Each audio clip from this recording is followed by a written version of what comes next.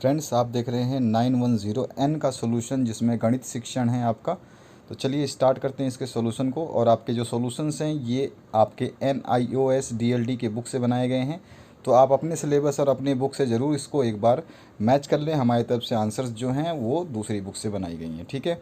और इसी तरह से आपके दूसरे सब्जेक्ट के भी डाल दिए गए हैं, जिसकी लिंक इसी वीडियो के डिस्क्रिप्शन बॉक्स में है, वहाँ से आप देख सकते हैं। और जो सब्जेक्ट आपको लग रहे हैं कि वो अवेलेबल नहीं है, तो वो जल्दी अवेलेबल हो जाएंगे। तो चलिए स्टार्ट करते हैं पहले क्वेश्चन से। यहाँ पे पहला क्वेश्चन है, अधिगमन विधि का आधार जो है वो कौन सा है? तो वो उदाहरण इसका आधार है, ठीक है। डी ऑप्शन इसमें करेक्ट करना है, द उदाहरण। उसके बाद में सेकंड क्वेश्चन है, 3/4 x equals to 7 minus X में x का मान कितना होगा? तो x का मान 4 आएगा, ठीक है। अगर x का मान यहाँ पे भी 4 रखोगे और x का मान यहाँ पे भी 4 रखोगे, तो दोनों तरफ जो है 4 माइनस करोगे तो इधर दोनों तरफ 3 3 बचेगा। 3 बराबर 3 होता ही है, ठीक है। इसको सॉल्व करोगे तो मैंने जो आंसर बताया ये आएगा, ठीक है। फोर्थ आंसर जो आपका डी ऑप्शन करेक्ट है इसमें भी। उसके बाद में आते हैं हम नेक्स्ट क्वेश्चन पे। तो नेक्स्ट क्वेश्चन आपसे पूछा गया, राशि 1/2 और 1/8 का मध्यानुपात आपको निकालना है। तो मध्यानुपात आपका जो होता है x² के रूप में निकलेगा। जो x² के रूप में निकलेगा तो इसका जो मध्यानुपात कितना आ जाएगा, हम क्या करते हैं मध्यानुपात निकालने के लिए क्या करते हैं कि जो दोनों संख्याएं हैं उन दोनों संख्याओं को गुणा कर देते हैं और अंडर रूट ले लेते हैं, ठीक है। तो ये दोनों का दोनों गुणा करेंगे तो 1/16 हो जाएगा, और 1/16 का जब अंडर रूट खोलोगे तो 1/4 आएगा, ठीक है। बस ये है, सिंपल बता रहा हूँ। बाकी इसका फॉर्मूला जो है उसको मैंने नहीं लिखा, मैं बस इस ऐसे ही करना था आपको। तो 1/4 इसका आंसर आ जाएगा। बी ऑप्शन इसमें आपको करेक्ट कर लेना है, ठीक है। तो बी ऑप्शन इसमें आपका करेक्ट हो जाएगा। ओके, ये क्लियर हुआ आपको थर्ड क्वेश्चन? तो थर्ड क्वेश्चन का आंसर बी हो गया। उसके बाद में चौथा क्वेश्चन, एक गोले का व्यास जो है 8 सेंटीमीटर है, तो इसके पृष्ठीय धरातल का क्षेत्रफल क्या होगा? तो आपको पता ही है पृष्ठीय धरातल का क्षेत्रफल जो है इसका फॉर्मूला होता है। अगर आपको याद नहीं है तो 4πr² होता है, ठीक है। ये होता है इसका फॉर्मूला। और यहाँ पे गोले का जो व्यास है वो 8 है, तो त्रिज्या 4 हो जाएगी। तो फॉर्मूले में रख दीजिए 4π×4 का स्क्वायर, ठीक है। 4 आपकी त्रिज्या हो जाएगी, आर की जगह 4 रख दिया हमने। तो 4 का स्क्वायर कितना होता है? 16, और 16 गुणा ये 4 है तो 64 हो जाएगा। 64 पाई जहाँ पे भी आंसर है वो सही हो जाएगा। तो सी ऑप्शन इसका करेक्ट आपको कर देना है, ठीक है। 64 पाई जो है आंसर हो जाएगा। नेक्स्ट क्वेश्चन जो है इसके देखें हम बात, गणित किट का निर्माण करने वाली संस्था जो है वो NCERT है। सी ऑप्शन इसमें करेक्ट है। उसके बाद में इंग्लिश वर्जन के लिए वही सेम आंसर टिक किए गए हैं। इसमें एग्जाम्पल आएगा, इसमें 4 आंसर आ जाएगा दूसरे क्वेश्चन में। तीसरे क्वेश्चन में आपका 1/4 आंसर आ जाएगा जो मिडल पोर्शन है। और सरफेस एरिया ऑफ स्फेयर का जो फॉर्मूला होता है वो 4πr² होता है। और इसमें यहाँ पे NCERT, ठीक है। ध्यान रखना है आपको, ये NIOS के DLD बुक से बनाया गया है, आपके MP बोर्ड के DLD बुक से नहीं बनाया गया, क्योंकि मैं आउट ऑफ स्टेशन हूँ और बुक्स मेरे पास अभी अवेलेबल नहीं हो पाई हैं। वो वाली वो घर पे ही हैं सारी बुकें, और मैं आउट ऑफ टाउन चल रहा हूँ 1 हफ्ते तक। इसके बाद में आपका दूसरा जो क्वेश्चन है, रिक्त स्थानों की पूर्ति करनी है। तो पैटर्न 36, 49, 64, 81 का नेक्स्ट क्या हो जाएगा? तो ये 6 का स्क्वायर है, तो 6 6 36, ये 7 का स्क्वायर है, 7 7 49, ये 8 का स्क्वायर है, ये 9 का, ये 10 का स्क्वायर है। तो 100 आंसर आ जाएगा इसका, ठीक है। उसके बाद में आपको बताना है कि इसका स्क्वायर माइनस इसका स्क्वायर कितना होगा? तो इसका आंसर आ जाएगा 4000। उसके बाद संख्या 6:24 का तृतीय अनुपात क्या होगा? तो 6 अनुपात जो होता है 24, और समान अनुपात में हो जाएगा आपका 24 लिखना है। तो इसको कैसे सॉल्व करा है मैंने, ये अभी अगले क्वेश्चन में बता दूंगा, क्योंकि आपसे एक क्वेश्चन ऐसा भी पूछा गया है तो उसको मैंने सॉल्व करके दिखाया है, तो उसमें आपको मैं समझा दूंगा। तो यहाँ पर है संख्या 6 और 24 का तृतीय अनुपात आपको भरना है केवल, कुछ भी आपको सॉल्व नहीं करना है। 96 यहाँ पे भर देना है। उसके बाद में त्रिभुज के दो कोणों का योग तो 75 के बराबर है, तो तीसरा कोण 105 अंश का या 105 डिग्री का होगा। गणित की पाठ्य पुस्तक सुगम और सरल होनी चाहिए। ये सारे आंसर्स अभी आप जो देख रहे हैं NIOS DLD की बुक से देख रहे हैं। अगर आपके आंसर्स इसमें से कोई भी मिसमैच होते हैं तो कृपया उसको ज़रूर आपने मैच कर लें। और आपको कोई आंसर बिल्कुल सही पता है, तो आपको ऐसा लगता है कि हाँ किसी में डाउट है लेकिन आपको उसको पता है, तो आप उसको कमेंट सेक्शन में ज़रूर लिख दें, ताकि दूसरे स्टूडेंट की आप मदद कर पाएँ, जैसे मैं आप लोगों के लिए कर रहा हूँ। इसके बाद में निम्नलिखित प्रश्नों के उत्तर एक वाक्य में आपको देने हैं। तो पहला है, अचर राशि या संख्या क्या होती हैं? तो उस राशि को अचर कहते हैं जिनका मान प्रत्येक गणितीय क्रिया में निहित रहता है, यानी कि कांस्टेंट टर्म जो है वो कभी बदलती नहीं है। अगर 4 लिखा है तो पूरे आप क्वेश्चन को सॉल्व करोगे तो उसमें वो 4 ही 4 रहेगा, उसको बदल नहीं सकते, आगे पीछे करके भी वो 4 ही रहेगा, -4 या प्लस कुछ और 4 नहीं कर सकते। तो जो चीज़ राशियाँ जो बदलती नहीं हैं वो जो इनका मान बिल्कुल निर्धारित रहता है उनको ही हम अचर कहते हैं। उसके बाद में आपका किसी त्रिभुज के अंतःकोण 1:2:3 के अनुपात में है तो सबसे छोटे कोण का मान क्या होगा, तो इसका मान होगा 30 डिग्री। ठीक है, तो 30 डिग्री आपका सबसे छोटे मान का होगा, मान 1 अनुपात वाला होगा, दूसरा जो होगा वो 60 हो जाएगा और तीसरा क्या हो जाएगा 90। तो हमको छोटा पूछा है तो 30 डिग्री हमको लिख देना है। ठीक है, ध्यान रखना है आपको। अगर आप ऐसे निकालना चाहें तो आपको सिंपल सा पता है कि तीनों कोणों का योग जो होता है वो 180 डिग्री होता है। तो 1x प्लस आपका 2x प्लस 3x बराबर 180 आपका होता है अगर आप निकालना चाहें तो ये हो गया 3 और 2 5 और एक 6x, तो 6x बराबर 180 डिग्री हो गया। ठीक है, अब x बराबर क्या हो जाएगा, इसके बटे में 6 कर देंगे तो 6 3 18, 30 डिग्री आ गया। और 30 डिग्री आ गया तो 30 डिग्री में आपका जो 2x है तो 2x कितना हो जाएगा 60 और तीसरा कितना होगा 90। तो आपको आंसर बताना था, जो आपका आंसर हो गया 30 डिग्री। उसके बाद में हम नेक्स्ट क्वेश्चन की बात करें तो यहाँ पर जो नेक्स्ट क्वेश्चन है इसमें आपका पूछा गया है किसी रेखाखंड को समद्विभाजित करने हेतु किस सामग्री का उपयोग किया जाता है। तो किसी भी रेखा को हम जब डिवाइड करते हैं तो हमें पटरी चाहिए यानी कि स्केल चाहिए, प्रकार चाहिए यानी कि कंपास चाहिए और पेंसिल तो होना ही चाहिए। तो जनरली 2 चीज़ें हमें बहुत ज़रूरी होती है, पटरी और प्रकार। ठीक है, तो ये आपका आंसर हो गया। उसके बाद में आते हैं अधिगम सामग्री किसे कहते हैं। तो वह सामग्री जो शिक्षा को सरल, सुगम, आकर्षक, हृदय ग्राही तथा बोधमय बनाती हो तथा शिक्षण में मददगार सामग्री शिक्षण अधिगम सामग्री कहलाती है। ठीक है, इसके बाद में पोर्टफोलियो क्या है, तो पोर्टफोलियो का आंसर यहाँ 5वें का लिखा हुआ है। तो एक ऐसा बस्ता या फाइल जिसमें किसी व्यक्ति या बालक के जीवन काल के विशेष क्षेत्रों यथा मतलब जैसे विद्यार्थी जीवन की उपलब्धियाँ, व्यक्ति से संबंधित समस्त जानकारी हो, पोर्टफोलियो कहलाता है। ओके, तो ये आपका आंसर हो गया इसका पोर्टफोलियो तक का। ठीक है, अब आगे बढ़ते हैं। इसी का इंग्लिश वर्जन जो है यहाँ पर ये क्वेश्चंस दिए गए हैं, ये इंग्लिश वर्जन है। ठीक है, यही सेम क्वेश्चंस है जिसके हिंदी में मैंने आंसर्स दिए। इंग्लिश और हिंदी दोनों लैंग्वेज में आंसर्स दे सकता था, लेकिन आपके पास भी समय नहीं है और मेरे पास भी समय नहीं है क्योंकि मैं हूँ आउट ऑफ स्टेशन। तो इसलिए मैं ज़्यादा से ज़्यादा आपके बहुत सारे क्वेश्चन पेपर हैं उनको सॉल्व करने हैं मैक्सिमम पॉसिबल टाइम में, तो मैं आपका जो है इसको कर रहा हूँ। एक ही मीडियम में कर पाऊँगा, 2 मीडियम में करने में टाइम लग जाता है। What is pattern in mathematics. तो मैथमेटिक्स में पैटर्न क्या होता है, तो पैटर्न एक श्रृंखला या अनुक्रम है जो दोहराता है, मतलब बार बार आता है। ठीक है, गणित पैटर्न एक ऐसा क्रम है जो एक नियम के आधार पर दोहराए जाते हैं और ये नियम किसी समस्या की गणना हल करने का एक निर्धारित तरीका है। ठीक है, जैसे अभी आपको पैटर्न पूछा था ना 36, फिर 49, फिर उसके बाद में आपका ये 6 का था, 7 का, फिर 81, उसके बाद में क्या पूछना था आपको बताना था, आपका 100 आना था, है ना। ऐसे पैटर्न है ना, इस तरह का पैटर्न पूछा है। उसके बाद गणित में तर्क से आप क्या समझते हैं, तो गणित में बस आवृत्तियों का निरीक्षण करके ये नहीं कह सकते कि ये हमेशा सत्य है। इसीलिए गणितीय प्रमाण में तर्क वितर्क के हर चरण ज्ञात और निर्वादित तथ्यों पर आधारित होना चाहिए। इसीलिए इसका तर्क का जो है महत्व है और गणित में तर्क होना चाहिए। छठा जो क्वेश्चन है, व्युत्क्रमानुपात को उदाहरण सहित आपको बताना है। तो व्युत्क्रमानुपात, अगर पहली राशि की वैल्यू बढ़ेगी तो दूसरी राशि की वैल्यू घटेगी, अगर पहली घटेगी तो दूसरी बढ़ेगी, यानी कि ये होता है व्युत्क्रमानुपात और इसको रेसिप्रोकल इंग्लिश में बोलते हैं।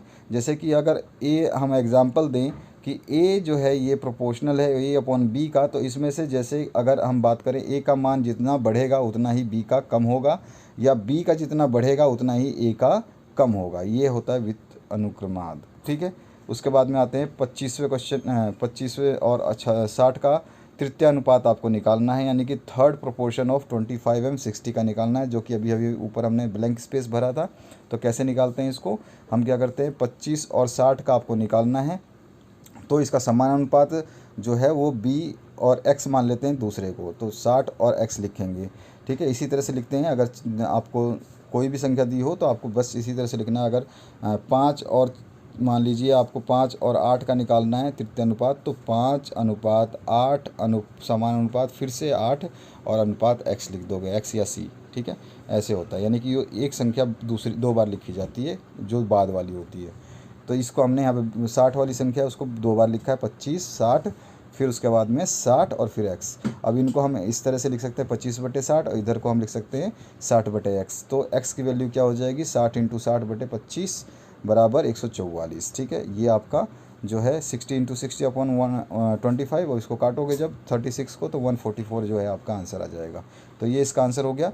उसके बाद में 90 का आंसर यहाँ पे दिया है। उससे पहले हम 8वां क्वेश्चन देखेंगे। 8वां है सममिति अक्ष से क्या समझते हैं। सममिति अक्ष से यानी कि एक्सिस ऑफ सिमेट्री क्या होती है। तो सममित अक्ष एक ऐसी सीधी रेखा है जो वस्तु को 2 बराबर हिस्सों में विभाजित करती है। सममित अक्ष के दूसरी तरफ एक दर्पण छवि बनती है जो पहली तरफ के छवि की जैसी होती है, यानी कि मिरर इमेज बनता है, ठीक है।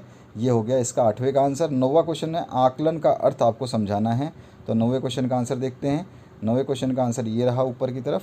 तो 9वें क्वेश्चन में आकलन का आशय है सूचनाओं को एकत्रित करने की प्रक्रिया से है, ठीक है। और जो है विद्यार्थियों के संदर्भ में किसी विषय के बारे में निर्णय प्रदान करना आकलन कहलाता है। आकलन की प्रक्रिया में प्रदत्त कार्य प्रदर्शन परीक्षण का प्रयोग किया जा सकता है। आकलन में छात्रों को बिना अंक अथवा ग्रेडिंग के फीडबैक दिया जाता है ताकि शैक्षिक उद्देश्यों की प्राप्ति में अंतिम मूल्यांकन के पूर्व सुधार संभव हो सके, यानी कि उनका विश्लेषण करके उनके अंदर जो कमियां हैं उसको हम सुधार सकें। ये आकलन का अर्थ हमने आपको बता दिया। इसके बाद आते हैं हम 10वें क्वेश्चन की तरफ। तो चलिए 10वें क्वेश्चन को देखते हैं। 10वां जो क्वेश्चन है इसमें पूछा है आपका गणित शिक्षण में प्रयुक्त 2 अधिगम सामग्रियों के आपको नाम बताने हैं। तो बहुत सारी चीज़ें हैं। श्यामपट्ट चौक है, वास्तविक वस्तुएं रियल ऑब्जेक्ट्स भी हम दिखाते हैं बच्चों को समझाने के लिए, प्रतिमूर्ति जो मॉडल्स होते हैं उनको दिखाते हैं, चित्र चार्ट और रेखा चित्र बताते हैं, ग्राफ दिखाते हैं। तो ये सारी चीज़ें जो हैं गणित शिक्षण में प्रयुक्त होने वाली सामग्रियाँ हैं, ठीक है। अब आते हैं हम समीकरण को हल करने वाले क्वेश्चन पे। तो यहाँ पर जो है ये समीकरण आपको हल करना था। x + 2 / 2 = 2x + 1/4 को सॉल्व करना था। तो यहाँ पे मैंने सॉल्व कर दिया। हम लिख सकते हैं इसको x + 2/2, और यहाँ पे मैं इसका एलसीएम ले लूँगा तो ये हो जाएगा, एलसीएम मतलब लघुत्तम ले लूँगा तो ये हो जाएगा 8x + 4/4, ठीक है, 8x + 1/4, ठीक है। अब मैं क्या करूँगा, इस 4 को इधर मल्टीप्लाई कर दूंगा, इस 2 को इधर मल्टीप्लाई कर दूंगा, तो ये रहा, इधर आप देख रहे हैं सॉल्व किया हुआ है। इनको मल्टीप्लाई ब्रैकेट खोलने के बाद इधर ये आंसर आएगा, इधर ये आंसर आएगा। अब मैं साइड चेंज कर दूंगा, यानी कि x वाली चीज़ों को एक तरफ ले लूँगा और बिना x वाली को एक तरफ कर दूंगा। उसके बाद देखूंगा कि ये आ गया टोटल -12x, इधर आ गया -6x, माइनस से माइनस दोनों तरफ कट जाएगा तो इधर आ गया 12x 6x। तो x बराबर क्या हो जाएगा, 6/12, 6 से 6, 6 कम 6, 6 दूनी 12, 1/2 आंसर जो है इसका आ जाएगा। तो इस तरह से आपको ये सॉल्व करना था। अथवा पार्ट है, इसको भी आप सॉल्व कर सकते हैं, यही सेम विधि रहेगी। एलसीएम लेना है और दोनों तरफ मल्टीप्लाई कर देना है, बस यही इस तरह से आंसर आ जाएगा, ठीक है। ये आंसर क्वेश्चन देख लिया आपने अथवा में। अब 12वां क्वेश्चन जो है गणित पाठाचार्य की आवश्यकता एवं उपयोगिता आपको बतानी है। अथवा में है गणित शिक्षण में कक्षागत क्रियाओं के पद या चरण आपको लिखने हैं। 12वें क्वेश्चन के बाद चलते हैं 13वें क्वेश्चन पे। जो स्टूडेंट अब क्वेश्चन पेपर को केवल देखना चाहते हैं, जिनको इस क्वेश्चन पेपर की रिक्वायरमेंट थी कि किस टाइप के क्वेश्चंस आए हुए हैं, तो वो आप देख सकते हैं। तो 13वां क्वेश्चन है, सिद्ध कीजिए कि त्रिभुज के तीनों अंतःकोणों का योग जो है वो 180 डिग्री होता है। ये थ्योरम है, इसको आपको डायरेक्ट बुक से उतार देना है, या फिर आप कर सकते हैं सिद्ध करो कि चक्रीय चतुर्भुज यानी साइक्लिक क्वाड्रिलेटरल के सम्मुख कोणों का योग 180 होता है। हमेशा आमने सामने की साइक्लिक क्वाड्रिलेटरल कोई भी हो, जिसके अगर हम साइक्लिक क्वाड्रिलेटरल बना देते हैं तो इसमें कोई भी 2 आमने सामने की जो कोण होते हैं इनका मान जो है 180 डिग्री हो। अगर इसकी बात करें तो इसका मान 180 डिग्री होता है, और इसका बात करें तो इसकी भी मान 180 डिग्री होता है। 14वां जो क्वेश्चन है इसमें आपका एक पिता की आयु पुत्र की आयु से दो गुनी है। पिता की आयु 2 गुनी है, पुत्र की आयु अगर x मानते हैं तो पिता की 2x है, ठीक है। 20 वर्ष पूर्व पिता की आयु 12 गुनी थी, ठीक है। 20 वर्ष पहले, यानी कि अभी जो आयु है 2x, इसमें से अगर 20 माइनस कर दें तो उसकी जो आयु थी वो 12 गुना थी। तो इसकी आपको इक्वेशन बना करके इसको सॉल्व करना पड़ेगा। इसके बाद में एक लड़के की आयु उसके पिता की आयु की 4 गुनी है, 18 वर्ष बाद पिता की आयु लड़के की आयु से 2 गुनी हो जाएगी। दोनों के वर्तमान आयु आपको बताने हैं। ठीक है, 14वां क्वेश्चन ये है आपका। 15वां क्वेश्चन जो है, यदि 40 पुस्तकों का क्रय मूल्य 50 पुस्तकों के विक्रय मूल्य के बराबर हो तो प्रतिशत में लाभ हानि की गणना आपको बतानी है। और ऑप्शन में है, निम्नलिखित सारणी में 100 छात्र के प्राप्तांक दिए गए हैं, समांतर माध्य आपको निकालना है। ये रहा, 10 से 25 इनकी लिमिट दी गई है और यहाँ पर यह है छात्र संख्या फ्रीक्वेंसी दी गई है। ठीक है, अब आगे बढ़ते हैं हम नेक्स्ट क्वेश्चन की तरफ। 16वां क्वेश्चन है, एक समद्विबाहु त्रिभुज की 2 बराबर भुजाएं 13 सेमी तथा उसकी परिमाप 36 सेमी है, तो समद्विबाहु त्रिभुज का क्षेत्रफल ज्ञात कीजिए। समद्विबाहु त्रिभुज का क्षेत्रफल आपको निकालना है। ठीक है, ध्यान रखना है, आइसोसेलेस ट्रायंगल का जो है क्षेत्रफल का फॉर्मूला जो है अलग होता है, आपको पता ही होगा। ठीक है, नॉर्मल जो त्रिभुज होते हैं उसका होता है 1/2 लंबाई गुणा चौड़ाई। ठीक है, लेंथ इंटू विड्थ हो जाता है, लेकिन आपका 1/2 वाला फॉर्मूला इसमें आइसोसेलेस में नहीं लगेगा।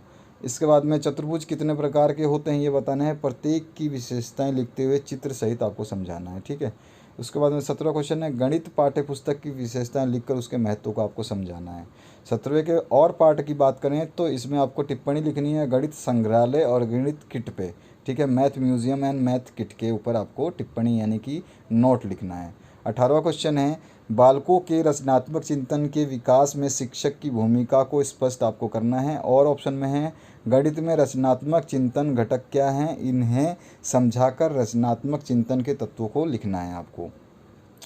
इसके बाद 19वां जो क्वेश्चन है इसकी बात करें तो एक समांतर चतुर्भुज ABCD की रचना करनी है जिसकी AB भुजा 4.8 सेंटीमीटर है, AD जो है वो 3.2 सेंटीमीटर है और एंगल A 50 डिग्री है। ठीक है, यानी कि आपको क्या करना है, एक लाइन खींचनी है, मान लीजिए A और B है ये।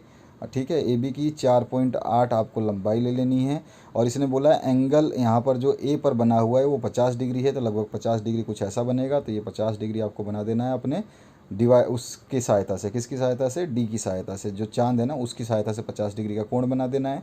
ठीक है, अब इस लाइन को ऐसे सीधा खींच देना है जहाँ तक खींच सकते हैं, थोड़ा सा लंबा। उसके बाद में क्या पूछा इसने, A से जो AB भुजा तो हमने 4.8 की ले ली, AD भुजा जो है वो कितनी है, 3.2 है। ठीक है, समांतर चतुर्भुज है ये, तो जिस एंगल पे ये 50 डिग्री का बना है इसी एंगल पे इधर B पे भी 50 डिग्री का बनेगा। ठीक है, इधर भी बना देना 50 डिग्री का।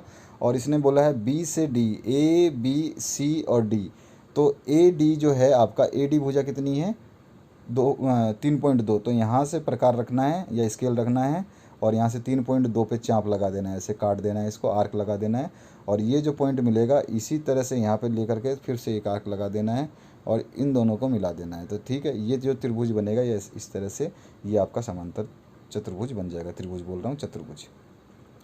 और ऑप्शन में जो है, वेन हाइलीज द्वारा प्रस्तुत ज्यामिति चिंतन के विभिन्न स्तरों का वर्णन आपको कर देना है। ठीक है, अगर आप ये नहीं करना, अगर चित्र बना देते हैं तो ये मत करना और ये कर रहे हो तो चित्र मत बनाना। 20वां क्वेश्चन है, गणित शिक्षण में गणितीय संप्रेरण की भूमिका को स्पष्ट कर देना है अथवा में जो है गणित की पाठ्यचर्या निर्माण के सिद्धांतों को समझाना है। तो काफ़ी ठीक क्वेश्चन रहे, इसमें थ्योरेटिकल भी क्वेश्चन काफ़ी ज़्यादा पूछे गए और मैथमेटिकल क्वेश्चन कम आए, है ना, मैथ रिलेटेड क्वेश्चन कम आए हैं, थ्योरेटिकल क्वेश्चन ज़्यादा दे दिए गणित में आपके।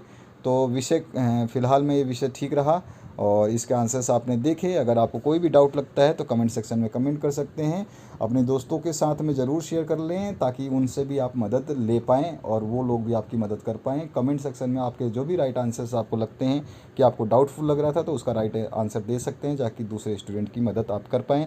ये सारे सोल्यूशंस जो हैं आपके बनाए गए हैं NIOS DLD की बुक से, तो अपने सिलेबस से ज़रूर एक बार मैच कर लें, कंफर्म कर लें। हमारी तरफ से आंसर पूर्ण रूप से सही ही माने जाएंगे, लेकिन सिलेबस के अकॉर्डिंग कुछ चीज़ें चेंज हो सकती हैं, स्टेट वाइज बुक भी चेंज होती हैं, तो कुछ चीज़ें चेंज मानी जा सकती हैं, लेकिन सब कुछ चेंजेस नहीं होते हैं। 70 to 80% सेम होता है, बाकी 20% हम मानते हैं कि चेंजेस होते हैं। तो इस वीडियो से काफ़ी आपको हेल्प मिलेगी, यही आशा करता हूँ। Thank you very much for watching this video.